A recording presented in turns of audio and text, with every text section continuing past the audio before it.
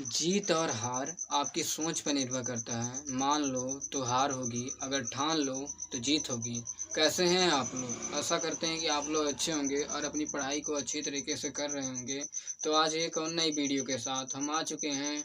Lecture 5 यानी कि दो घात समीकरण का 5वां यह भाग है। अगर आप लोगों ने 4 भाग यानी कि 1 2 3 4 भाग नहीं देखा है तो देख लीजिए। और आज हम शुरू करने वाले हैं 4.2 का तीसरा क्वेश्चन। पहला दूसरा क्वेश्चन हो चुका है। अगर आप लोगों ने नहीं देखा उसको ज़रूर देखें, बहुत ही इम्पोर्टेंट प्रश्नावली है ये 4.2। तो आइए अब शुरू करते हैं। तो आइए, ऐसी दो संख्याएं ज्ञात कीजिए जिनका योग 27 हो और गुणनफल 182 हो। तो आइए अब इसमें हम पहले मानेंगे इसमें कि दो संख्याएं यानी कि दो संख्याएं बराबर यक्स और वाई मानेंगे हम। दो संख्याएं और यक्स वाई है तो हम इसमें प्रश्नानुसार लिखेंगे, मतलब प्रश्न के अनुसार यह है कि शर्त 1 इसमें लिखेंगे और इसमें लिखेंगे कि जो इसका योगफल दिया हुआ है वो दिया हुआ है 27, योग दिया हुआ है वो 27 दिया हुआ है। तो यक्स प्लस वाई मतलब दो संख्याओं का योग 27 है, मतलब कि यक्स प्लस वाई बराबर 27 हम लिख देंगे। और हम इसमें वाई का मान निकाल लेंगे 27 माइनस यक्स, समीकरण 1 इसको दे देंगे नाम। फिर शर्त दूसरा जो कि दिया हुआ है कि गुणनफल यानी कि दो संख्याओं का गुणनफल 182 है। तो 182 मतलब कि यक्स और वाई का गुणनफल बराबर 182। और हम वाई का मान इसमें समीकरण एक से ऐसे ही लिख देंगे। और यक्स ब्रैकेट में 27 माइनस यक्स बराबर 182 लिख देंगे। अब हम लोग आगे देखते हैं, आगे बहुत ही अच्छी तरीके से। तो यहाँ पर आप लोगों को बताए थे कैसे इसमें गुणा करेंगे। ऐसे हम गुणा कर लेंगे 27 एक्स माइनस एक्स स्क्वायर बराबर 182। इन दोनों को हम इस साइड ले जाएंगे तो आएगा एक्स स्क्वायर। इधर ले जा रहे हैं तो इधर लिख रहे हैं, चाहे 0 बराबर एक्स स्क्वायर लिखिए प्लस 2x प्लस 3, चाहे x square plus 2x plus 3 बराबर 0 लिखिए, बात एक ही है। तो ऐसे ही हम लिख लेंगे। तो एक्स स्क्वायर ये इधर जाएगा तो ये प्लस में है तो माइनस में हो जाएगा 27x, और यह इधर ही है मतलब वो इसी साइड है तो यह प्लस में 182 हो जाएगा बराबर 0। तब हम इसमें गुणनखंड करेंगे तो लगभग आ जाएगा 14 और 13 27, 14 और 13 इसका गुणनफल हो जाएगा 13 चौको 52, 5 बचेगा 13 5 18, 182 सही है।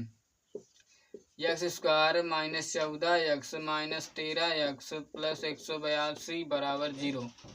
तो इसमें एक्स कॉमन करेंगे, x minus 14 minus 13 x minus 14 बराबर 0। एक्स माइनस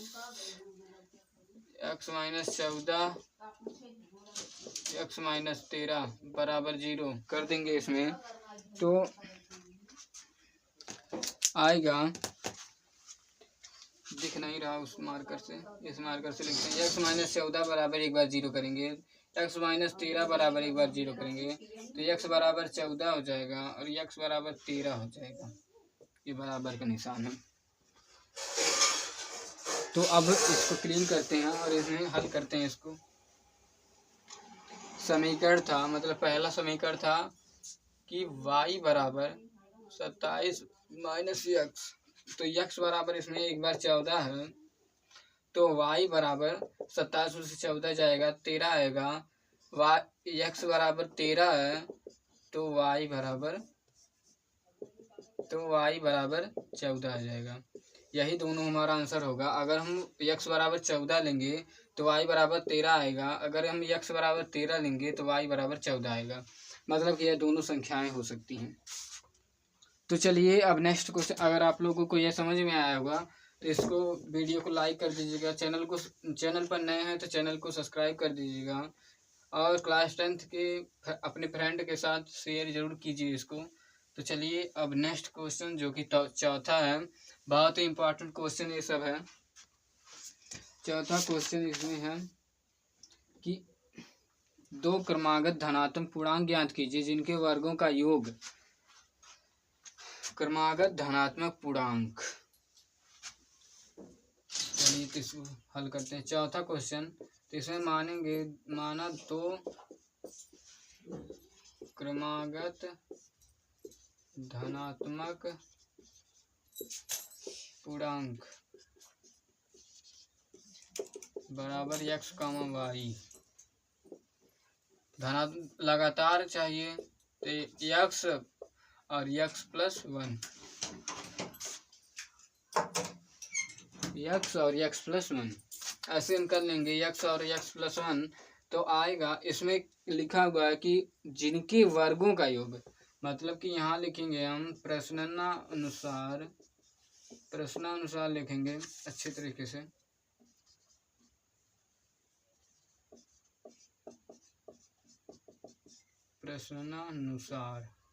प्रश्नानुसार तो इसको वर्गों का योग, यानी कि पहले इसको वर्ग करेंगे, फिर इनका योग बराबर दिया हुआ है 365, यही इसका मतलब है। इसी को अब हल करते हैं और आंसर को प्राप्त करते हैं। 2x square plus 1 plus 2x बराबर 365। तो यहाँ पर x स्क्वायर होगा, क्योंकि फार्मूला होता है a प्लस बी का होल स्क्वायर बराबर a स्क्वायर प्लस 2ab।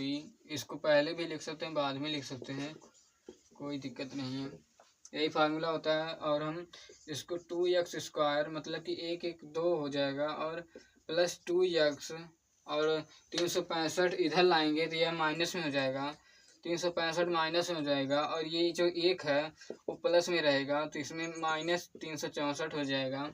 तो माइनस 364 ही लिख देंगे हम डायरेक्ट, और हम समीकरण में 2 से भाग दे देंगे। यहाँ पर जो जो काम कर रहे हैं वो लिखते चले जाएंगे, मतलब 2 से भाग देने पर x square plus x minus 2 एकम 2, 2 8 16, 2 दूनी 4, 182। 14 13 उसमें भी था, 14 और 13 गुणा करने पर 182 आ रहा था, घटाने पर अब इसमें 1 आएगा, तो 1 इसमें चाहिए ही, तो इसमें plus 14x minus 13x minus 182 बराबर 0। इसको क्लीन कर देंगे अब। तो इधर अब देखते हैं क्या आएगा आंसर। तो इसमें अब हम लोग देखेंगे, तो देखेंगे x इसमें कॉमन करेंगे तो x प्लस 14 आएगा माइनस 13x प्लस 14। इसमें आप लोग बताएं तो यहाँ पर x प्लस 14 है, तो इसमें आँख मूंद कर x प्लस 14 लिख देंगे। x minus x plus 14 common ले लेंगे तो x माइनस 13 बचेगा बराबर 0, और x प्लस 14 बराबर 0, तो x बराबर माइनस 14, x बराबर 13, x माइनस 13 बराबर 0, तो x बराबर 13, x बराबर 13।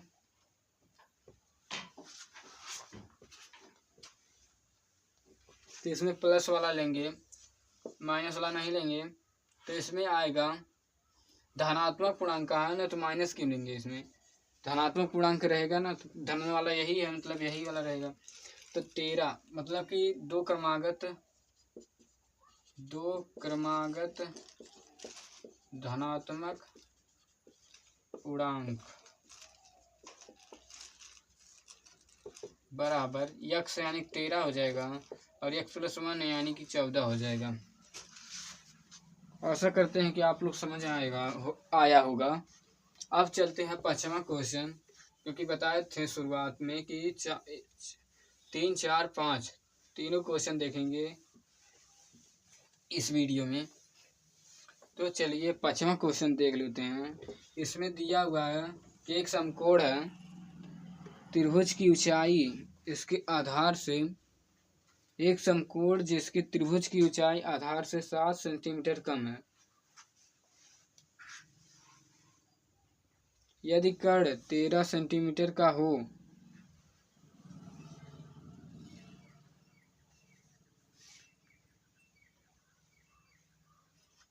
त्रिभुज की ऊंचाई, मतलब एक त्रिभुज बनाते हैं, मतलब इसमें कहा है कि त्रिभुज की ऊंचाई आधार से 7 सेंटीमीटर कम है, मतलब आधार यक्स मानेंगे तो यक्स माइनस 7 हो जाएगा कि नहीं, एक्स माइनस 7 हो जाएगा। यदि कर्ण 13 सेंटीमीटर है तो अन्य दो भुजाएं ज्ञात कीजिए, मतलब कि आधार यक्स है और 7 सेंटीमीटर इसमें कम कर देंगे तो आ जाएगा। अब इसमें पाइथागोरस प्रमेय लगाएंगे। Pythagoras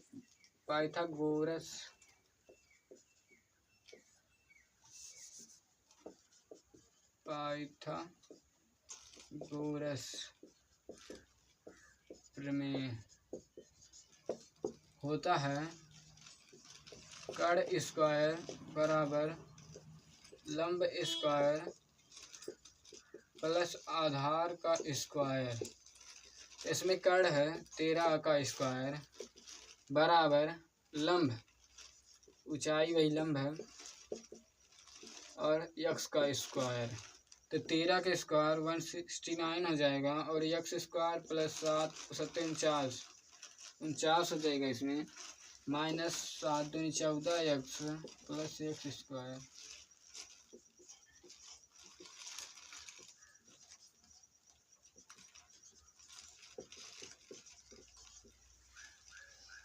-14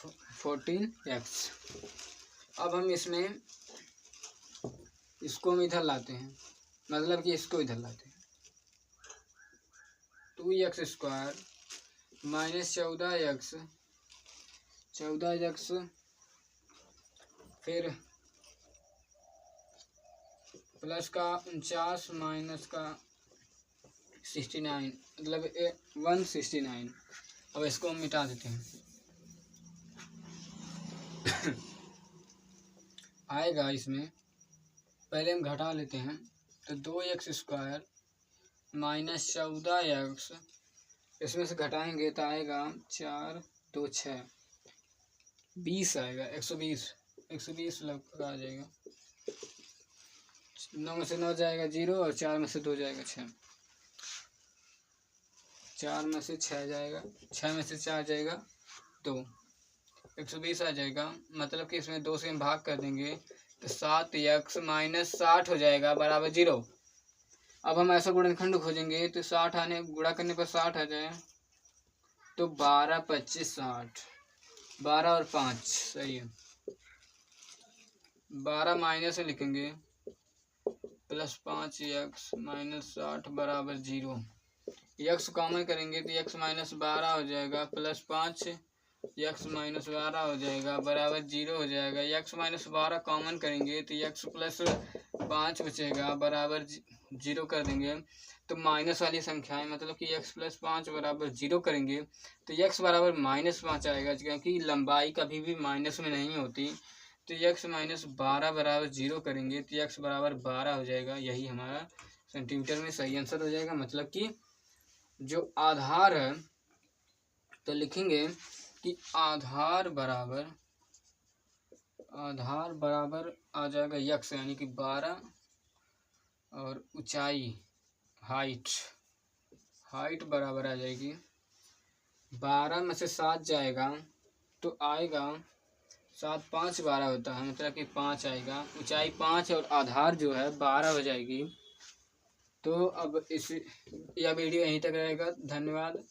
thank you watching this video.